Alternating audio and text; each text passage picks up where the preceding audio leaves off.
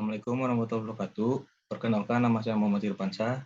Saya di sini akan menjelaskan tentang balance scorecard dalam pengukuran kinerja PT Kereta Api Indonesia Persero Daop 8 Surabaya.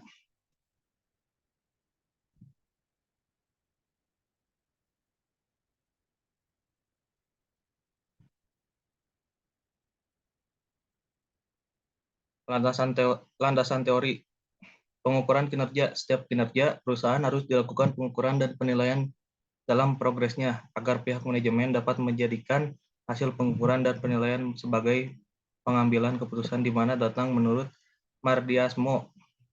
Secara umum, tujuan pengukuran kinerja adalah ada 5 poin. Yang pertama, untuk mengukur kinerja finansial dan non-finansial secara berimbang sehingga dapat ditelusuri perkembangannya. Untuk mengkomodasi pemahaman kepentingan manajer level menengah dan bawah. Yang poin ketiga, untuk mengkomunikasikan strategi secara lebih baik, top down and bottom up. Yang terakhir, sebagai alat mencapai kepuasan berdasarkan pendekatan individual dan kemampuan kolektif yang rasional. Untuk selanjutnya ada manfaat pengukuran kinerja. Menurut Mulyadi, manfaat sistem pengukuran kinerja yaitu dibagi menjadi 5 poin. Yang pertama, mengelola operasi organisasi secara efektif dan efisiensi melalui pemotivasian karyawan secara maksimal. Yang kedua, membantu pengambilan keputusan yang bersangkutan dengan karyawan seperti promosi, pemberhentian, dan mutasi. Yang ketiga, mengidentifikasi kebutuhan pelatihan dan pengembangan karyawan dan untuk menyediakan kriteria seleksi dan evaluasi program pelatihan karyawan. Yang keempat, menyediakan umpan balik bagi karyawan mengenai bagaimana atasan mereka menilai kinerja mereka. Yang terakhir, menyediakan suatu dasar bagi distributor dan penghargaan. Untuk selanjutnya, balance scorecard. Balance scorecard adalah suatu metode untuk mengukuran penilaian kinerja suatu perusahaan dengan mengukur 4 perspektif, yaitu perspektif keuangan, pelanggan, proses bisnis internal, dan yang terakhir pembelajaran dan pertumbuhan. Menurut Mulyadi, pada dasarnya tujuan utama pengukuran kinerja adalah untuk menjadikan perusahaan sebagai institusi pelipat gandaan kekayaan. Proses pengelolaan perusahaan diarahkan untuk menghasilkan kinerja keuangan luar biasa berkesinambungan perspektif keuangan. Selanjutnya adalah perspektif dalam balance scorecard. Dibagi menjadi 4 poin, yaitu perspektif keuangan, perspektif pelanggan, perspektif progres bisnis internal, yang terakhir perspektif pembelajaran dan pertumbuhan.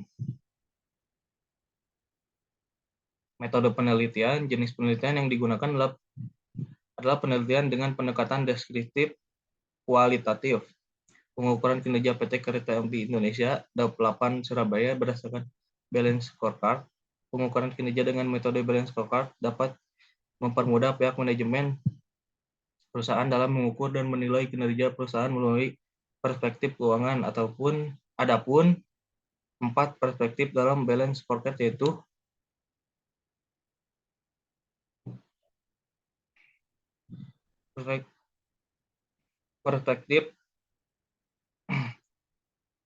perspektif proses bisnis internal, proses inovasi. Tahun 2014 dirilisnya aplikasi KAI Akses untuk Android dan iOS. Peluncuran kereta api baru sebanyak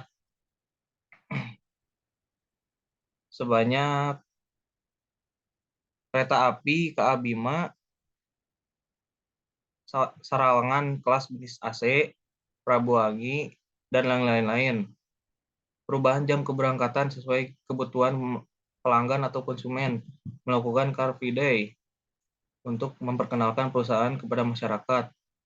Tahun 2015-2016 dikeluarkan tiket vending machine di stasiun.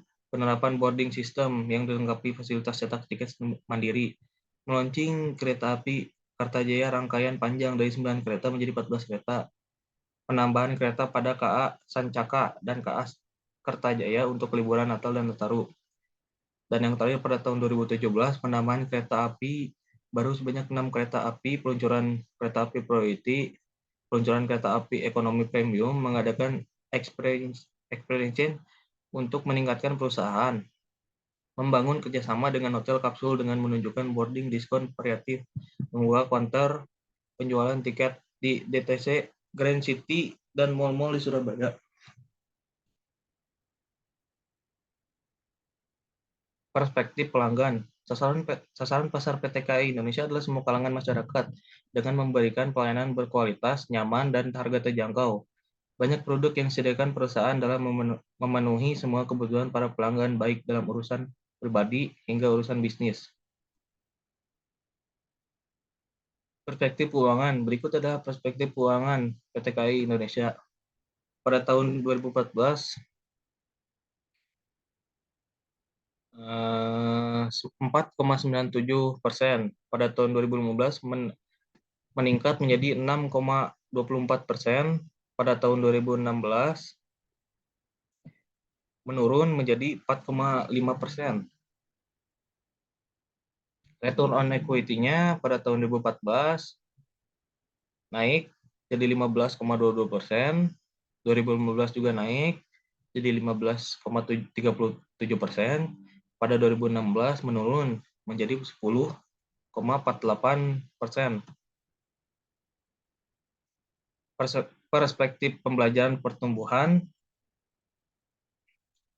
Grafik data karyawan training PT Kereta Indonesia menunjukkan peningkatan karyawan jumlah yang mengikuti kegiatan training setiap tahunnya.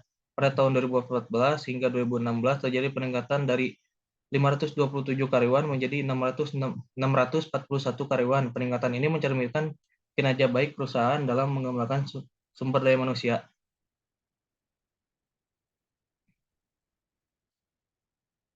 Perubahan dalam kinerja PT Kereta Indonesia setelah menggunakan metode balance scorecard. Banyak perubahan yang terjadi dalam kinerja PT Kereta Api Indonesia setelah menggunakan metode balance scorecard, terutama aspek yang meliputi metode balance scorecard, yaitu aspek keuangan, pelanggan, bisnis internal, dan pertumbuhan, pembelajaran dan pertumbuhan. Dengan adanya pengukuran kinerja perusahaan berdasarkan metode balance scorecard, perusahaan mampu mengevaluasi banyak aspek, baik aspek keuangan maupun aspek non-keuangan. Manfaat yang diperoleh Kereta Api Indonesia 28 Surabaya setelah mengimplementasikan metode balance scorecard, yaitu pengukuran progres kinerja yang mudah. Metode ini memungkinkan perusahaan untuk dengan mudah mengukur dan menjauh mana progres kinerja perusahaan dalam periode yang diinginkan. Hal ini dapat membantu dalam melacak pencapaian tujuan dan evaluasi kinerja yang efektif. Yang ketiga, pengambilan keputusan yang terarah. Yang keempat, evaluasi investasi dalam pengambilan SDM dan sistem. Yang kelima, penetapan dan evaluasi strategi dengan lebih mudah. Kesimpulan dan saran. PT KAI Indonesia telah memiliki visi, misi, dan strategi yang jelas dan mudah dipahami untuk para stakeholder. Hasil perhitungan prestasi keuangan menggunakan tokor ukur return on asset dan return on equity yang mengalami keadaan yang fluktuatif disebabkan dengan berbagai keadaan perusahaan. Perhitungan ini dapat menggambarkan kepentingan investor dan pastinya dapat menjadi tolok ukur kepuasan investor sebagai penanam modal. Untuk saran berdasarkan kesimpulan yang telah diuraikan, PT Kereta Api Indonesia memiliki kinerja yang cukup baik dan memuaskan dalam berbagai aspek, namun diperlukan evaluasi yang lebih lanjut terutama dalam pengukuran kinerja perusahaan menggunakan balance scorecard. Sekian dari saya. Terima kasih. Maaf bila ada kata yang salah. Assalamualaikum warahmatullahi wabarakatuh.